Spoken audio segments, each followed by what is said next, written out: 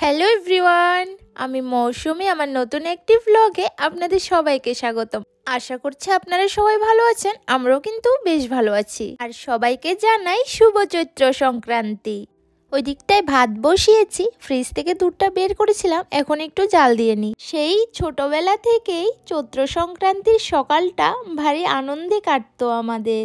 সকালবেলা ওই হলুদ বাটা আর সর্ষের তেল মেখে স্নান করার পর লাড়ু, চিড়ে, খই, দই দিয়ে শুরু হতো আমাদের খাওয়া দাওয়া। তখন এই খাবারগুলো এতটাও ভালো লাগতো না খেতে, আর দেখুন না এখন আমরা চাইলেও আর পাই না। তাই ভাবলাম আমার প্রবাসীর এই রান্নাঘরে চৈত্র সংক্রান্তি উপলক্ষে পাচনটাই রান্না করব।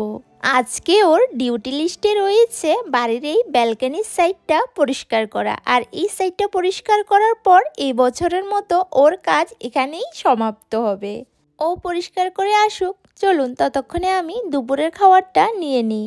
দেশে থাকলে তো আজকের সকালটা চিড়ে মুড়ি খই দিয়ে স্টার্ট হতো। সকালবেলা দুজনেই কাজে বেরিয়ে গেছিলাম, তাই জন্য আর সকালবেলা এগুলো খাওয়া হয়নি। তাই ওই বাড়ি থেকে আসার সময় চিড়ে দিয়েছিল মা, সেই চিড়ে, কলা আর একটু চিনি, দুধ দিয়েই হবে আজকে দুপুরের খাওয়া দাওয়া। আমার বাবাদের সব ভাইরা যেহেতু এক বাড়িতেই থাকেন, এই পরবের দিনের সকালবেলায় থালাভর্তি মুড়ি, চিড়ে, খই এক ঘর থেকে আরেক ঘরে দেওয়া নেওয়া চলতে থাকে। চলুন দুজনেই দুপুরের খাবারটা সেরে ফেলি।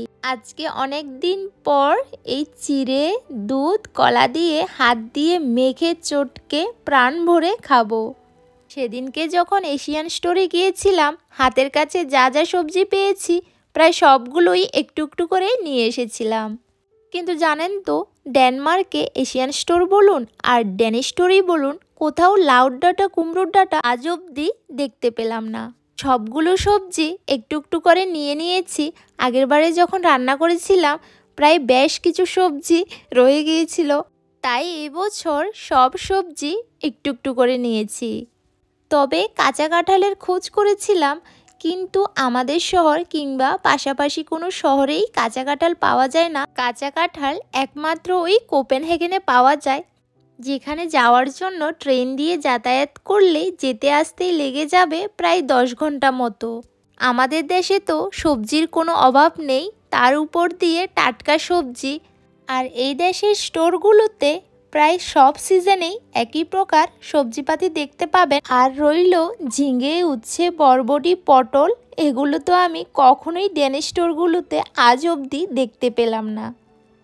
আর আমাদের বাড়িতে পাচন রান্না করার আগে ওই সকালবেলা যেমন মুড়ি, খই, চিড়ে আদান প্রদান চলে, তেমনি সবজিপাতিও আদান প্রদান চলে। পাচনের এই রেসিপিটাতে সাজনা থেকে শুরু করে সাজনা গাছের ছাল, নিম পাতা, প্রায় যা যা সবজি খাওয়া যায় সবগুলো সবজি দিয়েই এটা রান্না করা হয়। এইদিকে কথা বলতে বলতে সব সবজিগুলো টুকটুক করে কেটে কড়াইয়ে পাকে বসিয়ে দিয়েছি, আর ওদিকটায় কিছু ডাল সেদ্ধ হতে বসিয়ে দিয়েছি। চলুন এবার এই সবজিগুলোতে পরিমাণ মতো নুন দিয়ে ভালোভাবে নেড়ে চেড়ে ঢাকা দিয়ে দেব। জানেন, ছোটবেলার এই পরব নিয়ে আমার জীবনের একটা ছোট গল্প আছে। তখন আমি ক্লাস 2 কিংবা 3তে পড়তাম। পরবের আগের দিনকে বাবা জামা নিয়ে আসেনি বলে এতটাই কান্নাকাটি করছিলাম যে তার উপর দিয়ে মা আমাকে মেরে পুরো অজ্ঞান করে দিয়েছিল। আমাদের বাড়িতে এই পাচন রেসিপিটা শুধু আদা দিয়েই রান্না করা হয়, যেহেতু আমার মা রসুন পেঁয়াজ খান না, সেজন্যই। এবার একে একে সব মশলাগুলো দিয়ে দিয়েছি, হলুদ গুঁড়ো, লঙ্কা গুঁড়ো, ধনে গুঁড়ো, জিরে গুঁড়ো। তারপর দেব ওই ভিজে রাখা সয়াবিন, আর আগে যে নুন দিয়ে ওই ডালগুলো সেদ্ধ করেছিলাম সেগুলো এবার দিয়ে দেব। এই রান্নাটা করতে করতে আমি ওই কাঁঠাল আর সজনের ডাঁটা, কুমড়োর ডাঁটা এগুলোকে এতটাই মিস করছি, ইচ্ছে করছে কোথাও থেকে গিয়ে নিয়ে আসি। প্যানে তেল গরম করে তাতে একটা তেজপাতা আর পাঁচফোড়ন দিয়েই সবজিটাকে তেলে দেব।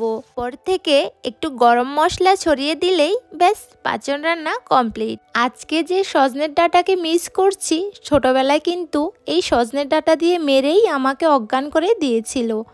আর তখন এতটাই চিকন ছিলাম যে এই সজনের ডাঁটার বাড়ি খেয়েই আমি অজ্ঞান হয়ে পড়েছিলাম।